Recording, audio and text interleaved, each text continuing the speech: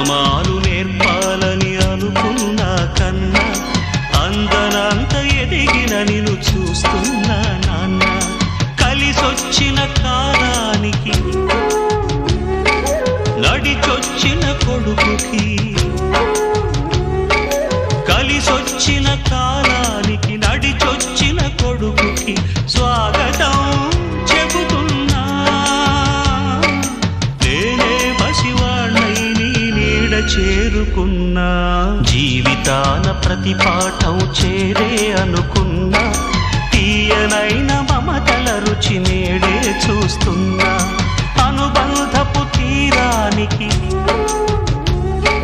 నడిపించిన గురువని